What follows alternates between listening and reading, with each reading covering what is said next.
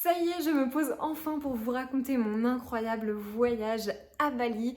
Dans cette vidéo, je vais vous partager déjà moi le trajet que j'ai fait pendant au départ 2 semaines, mais vous verrez qu'on n'est pas resté seulement 2 semaines. Je vais vous partager du coup quelques bons endroits, quelques recommandations que j'ai à vous faire, mais surtout comment est-ce que en tant que femme qui a soit des maladies chroniques ou de l'endométriose ou des règles douloureuses, comment est-ce qu'on peut faire en sorte que ce genre de voyage se passe du mieux possible. En tout cas, je vous le dis, Bali, c'est clairement une destination où on peut arriver à bien manger, à garder une bonne hygiène de vie tout en profitant. Donc je vais vous partager tout ça. Avant de démarrer, je me présente, je m'appelle Clémentine. Je suis coach sportive, j'accompagne les femmes qui ont des règles douloureuses et de l'endométriose pour les aider à apaiser leurs douleurs grâce au sport et bien plus. C'est parti du coup, et donc pour démarrer, premier jour, on arrive, du coup je suis partie avec mon chéri. On atterrit à Bali, il était à peu près 23 h. On a un peu galéré pour attendre nos bagages. Le temps ensuite d'arriver à notre hôtel, on est arrivé vers 1 h du matin. Donc c'était fin avril, on est parti de fin avril à mi-mai. Et donc là on est fin avril, on arrive à 1 h du matin à l'hôtel. Donc le premier hôtel qu'on a fait s'appelait Gordovan Homestay. C'est un hôtel plutôt sympa, il était très bien placé à Canggu si on aime tout ce qui bouge en fait. Si on aime ce qui bouge, si on aime sortir, si on aime faire les magasins, etc. Canggu c'est une ville à Bali qui bouge beaucoup, c'est vraiment la partie où il y a plus ce côté influenceur, etc. Il y a des plages de surfeurs, même si c'est pas les best spots pour le surf. Il y a beaucoup d'endroits pour sortir, il y a beaucoup de restaurants. C'est très... il y a des personnes qui viennent en fait de toutes les nationalités. Il y avait beaucoup d'Australiens, il y avait beaucoup de Français aussi. Enfin bref, il y avait de tout, je pense que vous l'avez compris. Donc, on arrive à 1 h du matin à notre hôtel, on avait super faim. Et donc, on se dit, on va aller trouver à manger. Donc, on part à pied. Et genre, on a marché peut-être moins de 5 minutes, 3 minutes peut-être. Et on tombe sur un petit restaurant qui fait de la cuisine mexicaine. Et là, je regarde la carte. Et donc, premier petit choc que j'ai eu, c'est en fait sur la carte, je vois à moitié des alternatives donc animales, protéines animales, et à moitié des alternatives végétales. Donc autant vous dire qu'en fait j'avais le choix de mettre des légumineuses dans mon plat mexicain, j'avais le choix de mettre du tempeh. En fait j'ai été assez surprise par les choix qu'il y avait. Donc ça, première chose, trop bien. Et puis à 1 h du matin, tomber sur un Mexicain ouvert comme ça, c'était assez incroyable. Et puis ensuite, donc on voulait prendre une boisson. Et là, je regarde dans le frigo et en fait, je vois des boissons au gingembre, des kombucha. Je me dis, mais c'est quoi ce truc? Il n'y avait même pas tous les sodas qu'on peut retrouver ici, le coca, etc. Je me dis, wow, ok, il est 1 h du matin, j'arrive à manger un plat qui était plutôt simple parce que c'était du riz avec des haricots, des poivrons, et du guacamole, le plat classique. Euh, le plat classique mexicain, mais en plus je peux boire un kombucha avec. Donc pour ceux qui connaissent pas, le kombucha c'est une boisson de thé fermenté, c'est super bon pour le microbiote. Donc, et puis c'est super bon au goût et c'est sain. Donc c'était assez incroyable d'arriver, en fait on était directement mis dans l'ambiance. Donc voilà, j'ai passé... Alors il faut savoir que la première semaine de mon voyage, j'ai été toute seule parce que mon chéri partait faire une retraite. Donc je me suis dit, je vais visiter en fait toute seule de mon côté. Je vais en profiter pour faire des vacances seule. J'avais jamais fait ça de ma vie. Donc mon chéri part et donc moi je reste sur Canggu, je me trouve des petites salles de sport parce que forcément il fallait que je teste les salles de sport. Là-bas il y en a des incroyables, je vous ferai à la fin de vidéo mes top salles de sport. Et du coup j'ai eu la chance de rencontrer aussi 2 superbes femmes à qui je fais coucou si jamais elles voient cette vidéo. Et donc j'ai rencontré 2 superbes femmes avec qui on a très bien accroché. Et donc j'ai passé la première journée avec elles, on est allé voir le coucher du soleil, magnifique coucher de soleil à Bali. Et voilà, bref, je continue mon petit voyage et ensuite je pars, donc j'étais toujours toute seule, je pars direction Uluwatu.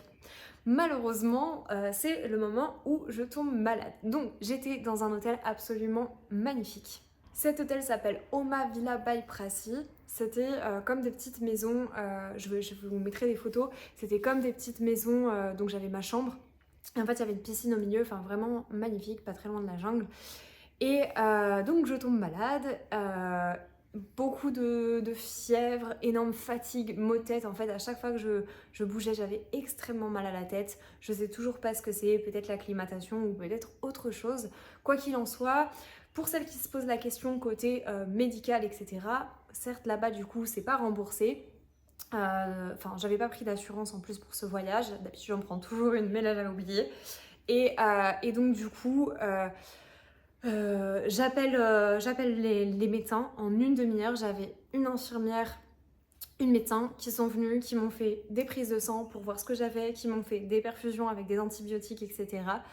Et elles m'ont laissé du coup des médicaments. Pour vous donner une idée à peu près, j'ai dû payer, je crois, 150 € à peu près, à peine.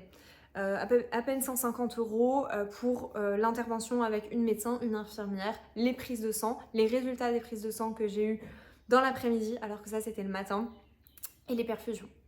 Donc franchement, rien à dire. Après, j'étais peut-être dans Uluwatu qui est une grande ville, je sais pas si c'est partout pareil, mais en tout cas, j'ai été très bien prise en charge.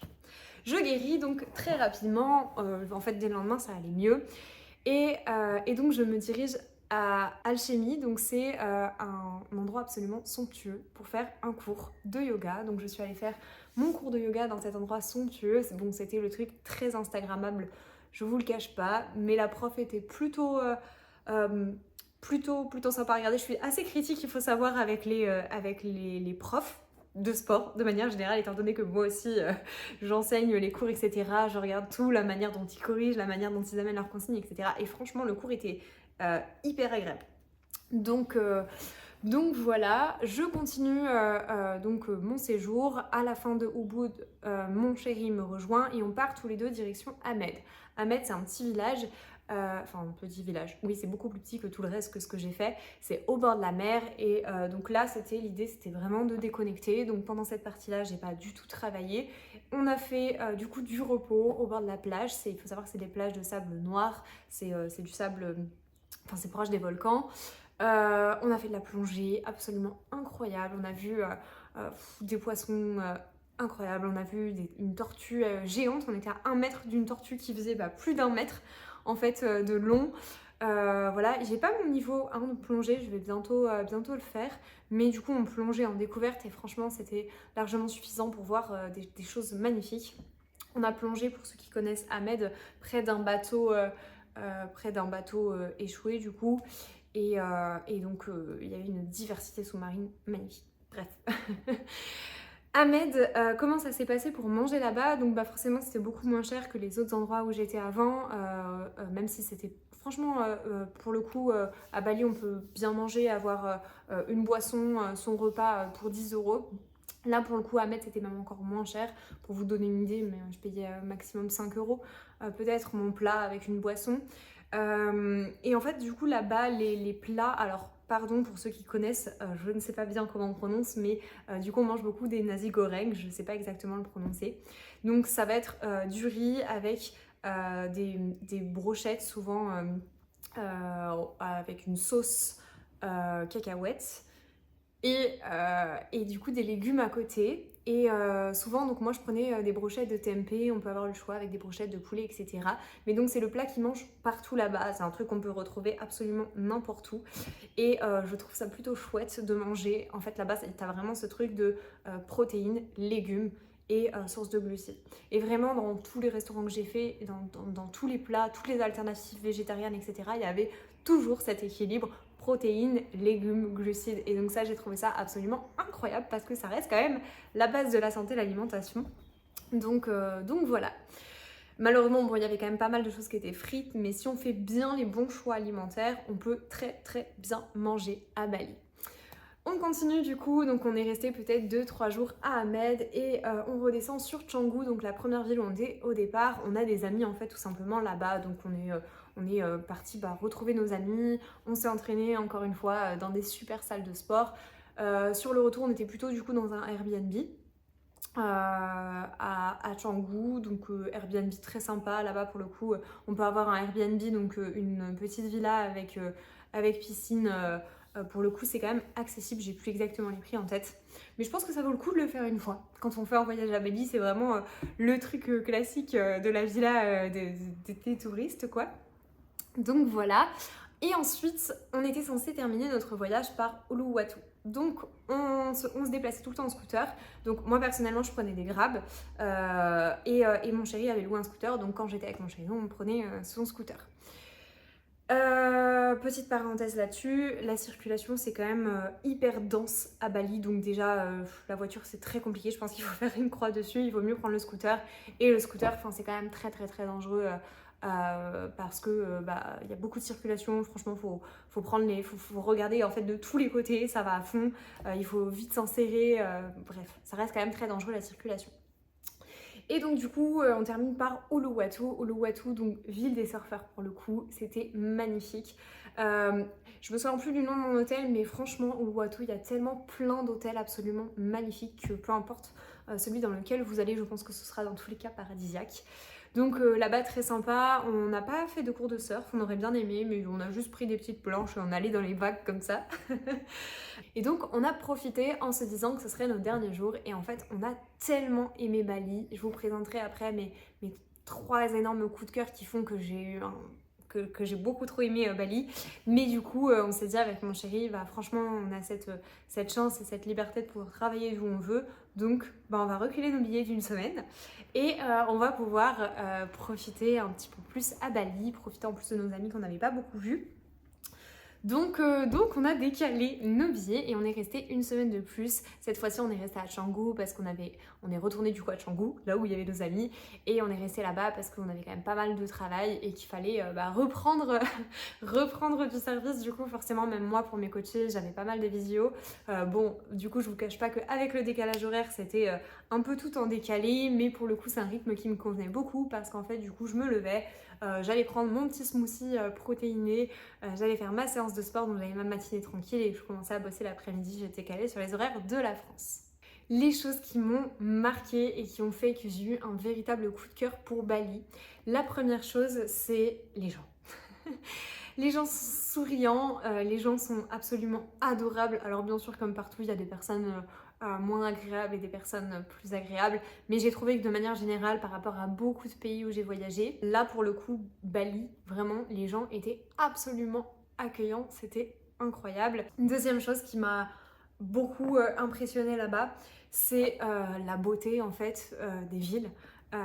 Là-bas, il faut savoir que du coup la culture, la religion hindouiste est très très très présente auprès des personnes qui vivent à Bali, et du coup en fait devant chaque maison il y a un petit temple, et en fait on a l'impression d'avoir des villes, surtout au Ubud, ça m'a beaucoup marqué, des villes de temples en fait, où il y a des offrandes de tous les côtés, c'est magnifique. En plus du coup avec les encens etc qu'ils utilisent, très souvent ça sent bon, ça sent l'encens, pour le coup, c'est assez impressionnant à voir. Au début, quand on arrive, je me suis posé la question, mais qu'est-ce que c'était tous ces temples en fait, et en fait, on m'a expliqué que donc c'était devant l'entrée de chaque maison. Donc voilà, et du coup, la troisième chose qui a fait que j'ai eu un énorme coup de cœur pour Bali, c'est clairement l'hygiène de vie que l'on peut avoir là-bas. Et donc comme je le disais tout à l'heure, c'est vrai que quand on a des maladies chroniques ou quand on fait attention à sa santé, etc., en fait en fonction des pays dans lesquels on va voyager, c'est pas toujours facile de trouver de la nourriture qui soit adaptée. C'est pas toujours facile d'avoir une bonne hygiène de vie, et là-bas c'est clairement le lieu. Comme je vous disais tout à l'heure, dans tous les restos on peut trouver facilement des légumes, des alternatives végétales, du coup des choses qui sont moins inflammatoires. Certes il y a des choses qui sont free, mais on peut faire des bons choix alimentaires. Au niveau des boissons, il y a les eaux de coco, il y a les kombucha, il y a beaucoup de boissons au gingembre. Dans plein de restaurants où je suis allée, il y avait des infusions, même des infusions gingembre, curcuma, etc. Enfin plein de trucs anti-inflammatoires. Il y a des smoothies à tous les coins de rue, des smoothies dans lesquels on peut ajouter de la protéine végétale. Encore une fois, j'insiste sur les alternatives végétales, mais parce que du coup, là-bas, partout où j'allais, j'adore boire des matchas par exemple, des matchas ou parfois des cafés latte. Partout où je l'ai, il y avait du lait végétal. En France, on me regarde de travers quand je demande du lait végétal. Donc vraiment pour bien manger anti-inflammatoire, etc., c'est carrément possible de le faire à Bali. Ça, et en plus donc le fait qu'il y ait beaucoup de personnes qui soient expatriées, qui vivent à Bali, en fait il y a énormément de choix de restaurants, il y a énormément de choix de salles de sport. Et en fait du coup il y a vraiment plein de personnes qui ont un mode de vie très très sain à Bali. Je n'ai jamais vu autant de personnes qui faisaient du sport. En parlant de sport, du coup, je voulais vous partager mes top salles de sport. J'ai fait vraiment pas mal de salles de sport là-bas. Et du coup, je vais vous partager ma liste. Alors là-bas, il faut savoir que dans la plupart des salles de sport, il y a donc la partie sport et il y a toujours des bains froids pour la récup. Il y a comme je vous dis, une vraie culture sportive, santé, etc. Et donc la salle de sport numéro 1, pour moi, elle s'appelle Omni. C'est un complexe qui est même beaucoup plus large que ce que juste je viens de vous dire. C'est-à-dire que là-bas, il y a des espaces de coworking, il y a une salle de sport. Alors moi j'étais au paradis parce qu'il y avait une salle de sport uniquement pour les jambes, une salle de sport un peu cross-training en extérieur et une salle de sport classique où on pouvait tout faire. En dessous, il y avait une piscine énorme pour la récup, des bains froids, des bains chauds, sauna, hammam, un restaurant LC. Bref. Pour moi, là-bas, c'était le paradis. Cette salle de sport est assez chère, mais c'est vrai que quand on vient sur Bali, je pense que c'est bien de faire au moins une séance là-bas pour tester. Il y a aussi le complexe Nirvana qui est beaucoup plus social club, avec à peu près les mêmes services proposés. Il y a une salle de sport qui est beaucoup plus originale que la partie CrossFit et puis bain froid et piscine pour la natation qui s'appelle Bind. Elle est très très très jolie cette salle de sport. Et ensuite une autre que j'ai fait qui était très sympa, rien d'exceptionnel sur la partie diversité des services, mais elle était très sympa parce qu'il y avait un espace en extérieur pour s'entraîner où il y avait tout ce qu'il fallait. Elle s'appelait Raw, cette salle de sport. J'ai aussi eu l'occasion de tester des cours de pilates, notamment pilates reformer. C'est vrai que quand je voyage, j'aime bien tester d'autres cours de sport. Comme ça, je vais regarder les exercices qui sont proposés, je vais regarder la manière dont sont amenés les exercices, etc. J'adore me former, j'adore regarder les autres profs, etc. Donc, c'est ce que j'ai fait. Ensuite, je voulais vous partager absolument mes 3 adresses préférées de restaurants. Ça a été très dur de choisir parce que j'ai fait beaucoup de restaurants absolument incroyables. Du coup, le premier restaurant, je pense que je le mettrai en premier parce que c'est tout simplement la cuisine que j'aime le plus. C'est de la cuisine indienne. Alors là, on n'est pas dans le full anti-inflammatoire, mais c'est pas grave. C'est de la cuisine indienne et du coup, ça s'appelait Red Gunpowder. Et c'était délicieux. J'adore quand je voyage aussi tester plein de cuisines en fait du monde entier. Tout simplement parce qu'en fait c'est pas les mêmes plats qu'on propose en France et du coup à l'étranger, par exemple dans les restaurants indiens. Et bref, j'ai adoré. Deuxième restaurant que j'ai beaucoup aimé, il s'appelait Woods. C'était un restaurant café pour travailler par exemple, c'était vraiment pas mal. C'est un restaurant qui était super joli avec des arbres à l'intérieur, on peut faire des bons brunchs. Là, il y a une grande diversité encore une fois de super boissons saines. On peut manger très sainement dans ce restaurant. Et ensuite, le dernier restaurant que j'ai adoré, pour ceux qui connaissent les hot pots, ça s'appelait Ding Ding Hot Pot. Et donc c'était un hot pot, c'est en fait des grands bouillons qu'il y a au milieu de la table. Et dedans, on vient faire tremper différentes sources de protéines, des légumes, du riz, des nouilles de riz, etc. Et pour le coup, c'était délicieux, le concept est très sympa et ça permet encore une fois de manger plutôt sainement. Sur les points un peu plus négatifs que j'aurais à dire à propos de Bali, parce que il n'y a pas que du positif à 100%, le premier c'est la pollution. Étant donné qu'il y a beaucoup de trafic, il y a beaucoup de scooters, il y a beaucoup de pollution. Ça m'arrivait parfois de tousser, etc. à cause de la pollution. Donc ça c'est le premier côté négatif. Deuxième côté négatif, c'est aussi au niveau des déchets, malheureusement. Parfois, en fait, quand on sort des villes au bord de la route, on peut voir des tas de déchets. Ça reste une réalité. J'ai l'impression que c'est un peu en train de changer parce qu'il y a pas mal de personnes qui faisaient attention. Mais voilà, pour l'instant, ça fait partie des choses où ça me brise un petit peu le cœur de voir des déchets ou même sur la plage, des déchets sur la plage ou dans l'eau quand on a fait du snorkeling. Il n'y en avait pas beaucoup, mais il y en avait quand même. Et voilà, ça fait partie, je trouve, des points noirs de l'île. Je pense qu'il y a des endroits qui sont plus pollués que ça, mais quand même. Pour moi, c'est des choses qui font partie du coup des points noirs de l'île. J'aimerais terminer cette vidéo par une énorme touche positive, quelque chose qui m'a extrêmement étonnée en fait quand je l'ai vu. C'est donc, j'étais dans un petit magasin de souvenirs à Ahmed et j'ai trouvé tout un rayon sur la santé menstruelle et j'ai trouvé ça absolument incroyable. Il fallait que je vous le partage.